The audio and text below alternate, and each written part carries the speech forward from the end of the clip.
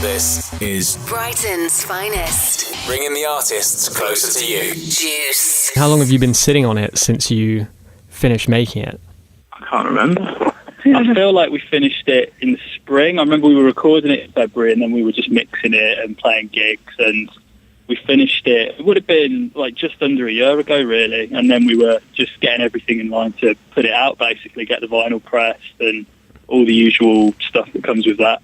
I still find it hard to imagine working for so long on something and then just not being able to show it to anyone, having to wait a whole year. Do you find that difficult? I guess we were playing live so much and touring that to me it doesn't feel like that long. I mean, I was about to say, we finished it a few weeks ago, but that's just the way that time goes, and also my memory is terrible, so I'm like living in my own little bubble, I think. But yeah, we've been doing so many other things as well, so it hasn't felt like a slog or anything like that. We're always looking at the next thing as well, so we've already started. Well, we're pretty much almost there on a new album as well, so you just get onto the next thing and the next thing after that. Yeah, interesting you say you're working on another album, because this one is obviously fresh. It's your second, so I'd be interested to hear how you think things have changed between your first and second album, and also whether there's a significant change between your second and the one you're working on at the moment. Yeah, I mean, the first to the second was just a natural growing up, and there's a bit more space in the songs, and we had a bit more freedom having a bass player rather than just slogging it out with two people on stage, flat out from start to finish, which was hard work. But the new one that we're working on, we've just got so much more used to playing together and just been able to get into much more detail and take on some more elaborate arrangements and things. But it's still going to be rock, you know. Rock. Tell me about the recording process, because I read that you spent only half a day in the studio just bashing it out, basically. Was that to make sure that it had the kind of rough and gritty and distorted sound that it definitely has? I think there's when you do it yourself, you know, your time is quite precious and you don't necessarily want to sweat over it too much and be too perfectionist about it. So our friends and idols have a rule that when they record, they won't do a song any more than 3 times when they record it, and I think that's quite a good thing to live by in terms of not overcooking it and not sweating over it too much. We did it in 2 evenings. I think one really smashed and one really sober, and we can't really remember which is which now, which I guess is a good sign. Cool. I guess the what's that writing thing that presumably applies to songwriting as well? Write drunk and edit sober. That's pretty good, yeah. Yeah, good old Hemingway, that is. So your song I'm a Failure, which I think is a sentiment we can all relate to, where did that come from? It's, as you say, it's a sentiment you can all relate to. I think really not about any one specific thing, but that feeling when you've just got that creeping self-loathing and you're blaming everything on one thing, person, affliction, addiction, whatever it is. You feel like you can pin all of your faults on that one thing at that time, and it's about that moment when you're kicking yourself. The dark nights of the soul would be an artistic way of saying it, but just calling yourself an absolute idiot would probably be the somewhere between the two of those, I think. Brighton's Finest. This is Juice. Words I've heard used when talking about you are frustration, self-loathing, and irony.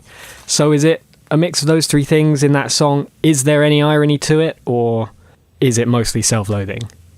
I think there's a slight degree of laughing about it, in that you kind of would be, because it's not about anything specific in particular, because it's up to the listener to, you know, for them to relate to. But I think there's an irony that it's actually kind of got quite probably the most major chord bass, big, happy, dumb pop riff for this self-deprecating, self-loathing song. And the cross between those 2 things probably sums up our band quite well. Yeah, cool. So you have quite a distinct image, and you use a lot of old punk imagery and, you know, some B-movie horror poster stuff, and you have this funny kid who's in all your artworks wearing Kiss makeup, which I think is great. Do visuals and music, are they like one and the same to you? I think they do kind of go hand in hand for us, because it's a sort of nostalgic thing for us, of like poring over old albums and like reading the liner notes and getting really obsessed about bands. And when you kind of cared a lot about an artist and you really, you read the encyclopedia on that band cover to cover rather than just going on to the next thing, and it's always something that we've been interested in. It's kind of in our skill set, so we kind of thought, why don't we just kind of create our own little world that seems true to us, with like boarded up Greggs and apocalyptic high streets and stuff like that. It kind of felt like it played nicely into how we sound. We do have someone who does our artwork as well, who kind of brought the Kiss boy to us, and that kind of that definitely stuck around as a motif, I think, in our posters and all that kind of stuff. He's growing up though now. He is growing up. He started off like He was like a little baby in a pram, and now he's like, like a rough and ready 12-year-old or something. Now he's like a year 7, like bunking up school and like stealing fags. So he still drinks a lot of Monster though. That's his go-to until he gets onto White Lightning. Yeah, I mean, you might have to start paying him soon. Once he's an endorsement would be great. If the Kiss Kid can get us like some serious advertising money, I think that would be the funniest thing we could get from like doing old punk clean artwork and stuff. Excellent. Tell me about the song Sick of Me. How did you write that?